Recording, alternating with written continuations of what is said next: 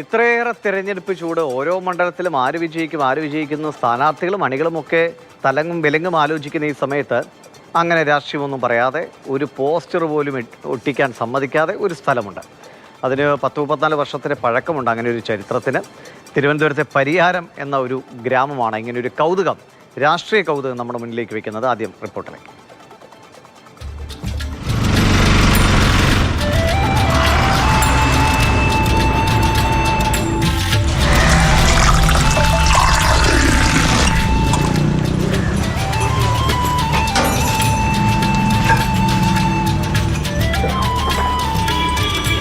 പ്രാവശ്യം നമ്മൾ എന്തൊക്കെ പറഞ്ഞാലും ഇവിടെ CPM 20 സീറ്റും പിടിക്കും. ഇല്ല ഇവിടെ ഇപ്പോൾ BJP എന്താണെന്നാലും BJP ജയിക്കും. നമ്മൾ മുരളീധരൻ ജയിക്കുമെന്നാണ് മൊത്തത്തിലുള്ള അഭിപ്രായം. അതെന്തുകൊണ്ടാണ്? മോദിയുടെ ഒരു ഇതുകൊണ്ടാണ്. മോദിയുടെ ഇവിടെ രാഷ്ട്രീയമൊന്നും വേണ്ട, വെളിയിലോട്ട് ഇറങ്ങി രാഷ്ട്രീയം പറഞ്ഞാൽ മതി. അതവിടെ രാഷ്ട്രം സംസാരിച്ചൂടെ? ഇവിടെ നടക്കില്ല. നേരത്തെ ആണെങ്കിൽ ഇവിടെ ഭയങ്കര കൊടികെട്ടും കാര്യങ്ങളായിരുന്നു. അങ്ങനെ ഭാവം മണിക്കരെന്ന് പറഞ്ഞ് ഒരാളും മധു മത്സരിച്ച് കൊടികെട്ടു. കോൺഗ്രസിൻ്റെ കമ്മ്യൂണിസ്റ്റുകാരുടെ അതിനെ ചെറിയ വഴക്കായപ്പോൾ പറഞ്ഞ് ഇനി വേലാലിനെ ആരും കെട്ടുണ്ടാവും. 2 പാർട്ടി ഐക്യമായി. അതാണ് യഥാർത്ഥം ഇവിടെ നടന്നത്. ഈ ഗ്രാമം എപ്പോഴും ശാന്തമാണ്. തിരഞ്ഞെടുപ്പുകൾക്ക് പോലും പരസ്യ പ്രചാരണം ഇല്ലാത്ത നാട് പരിയാരം. നെടുമങ്ങാട് വട്ടപ്പാറ റോഡിൽ പരിയാരത്തെത്തിയാൽ ആരുമൊന്ന് സംശയിച്ചു പോകും, ഇതെന്താ ഇന്ത്യയിലല്ലേ എന്ന്. ഒരു ചുവരിൽ പോലും സ്ഥാനാർത്ഥികളുടെ ചുവരെഴുത്തുകളോ ചിത്രങ്ങളോ ഇല്ല. ഇലക്ഷൻ കടകൾ ബന്ദിന് ഹർത്താലിൽ നിന്നും ഇവിടെ കടയടയ്ക്കില്ല. ഒരു വെളിയിൽ നിന്ന് നെടുമങ്ങോട്ടുനിന്ന് ഇവിടെ മുക്കോല് ബാങ്കോട്ടേക്ക് വരെ അടയ്ക്കും. പക്ഷെ ഇവിടെ വരില്ല അവരാരും. ഇന്ന് അങ്ങോട്ടും ഇങ്ങോട്ടും തങ്ങളുടെ മൊത്തം പോലെയാണ്. എല്ലാം ഒരാളും മാറ്റമില്ല. 40 വർഷങ്ങൾക്ക് മുൻപ് പൂർവികർ എടുത്ത ഈ തീരുമാനം യുവതലമുറയും അതേപടി തുടരുന്നു. എല്ലാവരും പാർട്ടി എല്ലാം ഉണ്ട് എങ്കിലും ഇവിടെ എല്ലാവരും ഒരേപോലെയാണ്. ഇലക്ഷൻ ടൈമിൽ എല്ലാവരും വോട്ടിങ്ങിനും എല്ലാത്തിനും പോകുന്നുണ്ട്. തിരഞ്ഞെടുപ്പ് പ്രചാരണങ്ങളെ ബഹിഷ്കരിച്ചെങ്കിലും വോട്ടവകാശം രേഖപ്പെടുത്തുന്നതിൽ പരിയാരം ഗ്രാമം എപ്പോഴും മുൻപന്തിയിലാണ്.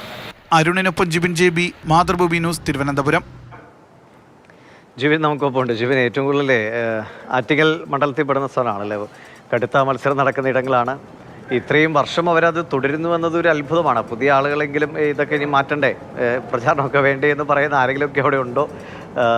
അത്ര ഇപ്പോൾ അദ്ദേഹം പറഞ്ഞു കേട്ടു, ഈ ഹർത്താൽ എന്തെങ്കിലും ഉണ്ടെങ്കിൽ പോലും ഈ ഭാഗങ്ങളിൽ ആരും കടയടക്കില്ല. അതൊരു നല്ല കാര്യമാണ്.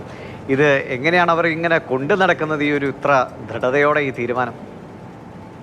അഡീഷ് സാധാരണഗതിയിൽ നമ്മൾ കാണുന്നതെന്ന് വെച്ച് കഴിഞ്ഞാൽ ഒരു രാഷ്ട്രീയ പാർട്ടി ഒരു നോട്ടീസ് കൊണ്ട് ഒരു സ്ഥലത്ത് ഒട്ടിക്കുന്നു.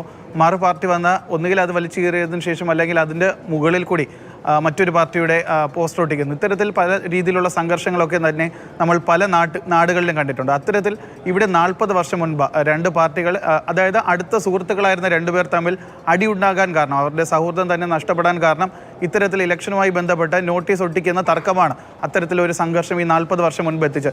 അതിനുശേഷം ആ നാട് ഒന്നാകെ എടുത്ത തീരുമാനമായിരുന്നു തങ്ങളുടെ നാട്ടിൽ ഇനി എന്ത് വന്നാലും, ഒരു ഇലക്ഷനായാലോ അതുപോലെ തന്നെ മറ്റു രാഷ്ട്രീയ പാർട്ടികളുടെ എന്തെങ്കിലും പരിപാടി ആയാൽ പോലും ആരും അവിടെ പോസ്റ്ററുകളോ അല്ലെങ്കിൽ ചുവരെഴുത്തുകളോ ഒന്നും തന്നെ ആ നാട്ടിൽ പാടില്ല എന്ന് അന്നെടുത്ത ഒരു തീരുമാനമാണ്. പക്ഷേ നാളുകളേറെ കഴിഞ്ഞപ്പോൾ ഏകദേശം 40 വർഷം പിന്നിട്ടിരിക്കുന്നു. പക്ഷേ ഇവരുടെ യുവതലമുറയും ഈ ഒരു തീരുമാനം അതേപടി അംഗീകരിച്ചു പോകുന്ന ഒരു കാഴ്ചയാണ് നമുക്ക് പരിയാരത്ത് നിന്ന് കാണാൻ സാധിക്കുന്നത്. പക്ഷേ ഇവർക്ക് എല്ലാവർക്കും അവരുടേതായിട്ടുള്ള രാഷ്ട്രീയ നിലപാടുകളുണ്ട്, കാഴ്ചപ്പാടുകളുണ്ട്. ഓരോരുത്തരും ഓരോ പൊളിറ്റിക്കൽ പാർട്ടിയിൽ വിശ്വസിക്കുന്നവരുമാണ്. ഇപ്പോഴത്തെ യുവതലമുറയായാലും അതിൽ പലരും ഓരോ പൊളിറ്റിക്കൽ പാർട്ടിയുടെ പല സ്ഥാനങ്ങൾ വഹിക്കുന്ന ആളുകൾ വരെയൊക്കെ ഈ നാട്ടിലുണ്ട്. പക്ഷേ അവരാരും തന്നെ ഇതുപോലുള്ള രാഷ്ട്രീയ പ്രചരണത്തിനൊന്നും തന്നെ ആ നാട്ടിൽ മുതിരാറില്ല എന്നുള്ളതാണ് ഏറ്റവും വലിയ സത്യം. ഇതിൽ ഏറ്റവും എടുത്തു പറയേണ്ടത് ജനാധിപത്യപരമായ ഒരു പ്രതിഷേധം കൂടിയാണ്.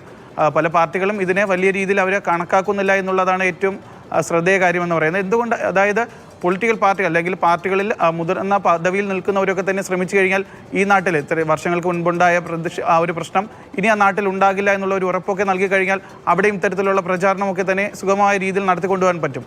പക്ഷെ എന്തായിരുന്നാലും ഈ നാട് ആഗ്രഹിക്കുന്നത് നമ്മുടെ നാട്ടിൽ വലിയ പ്രസക്തി ഉണ്ടെന്ന് തോന്നില്ല. ഇപ്പോൾ ഈ നാട്ടുകാരെടുത്ത പോലത്തെ ഒരു തീരുമാനം, പോസ്റ്റർ ഒട്ടിച്ചൊക്കെ ഉണ്ടാകുന്ന അലംബരിയെ തുടർന്ന് അത് വേണ്ട എന്ന് തീരുമാനിച്ചാൽ കേരളത്തിൽ ഒരുപാട് സ്ഥലങ്ങളിൽ പോസ്റ്റർ ഒട്ടിക്കാൻ പറ്റില്ല, രാഷ്ട്രീയമൊന്നും മിണ്ടാൻ പോലും പറ്റാത്ത അവസ്ഥ വരും. എന്തായാലും അവരുടെ ആ തീരുമാനം അതങ്ങനെ പോട്ടെ, അല്ലേ, അവരുടെ ഇഷ്ടമല്ലേ, അത് നന്നായി തന്നെ നടക്കട്ടെ. ശരി ജിബിനെ.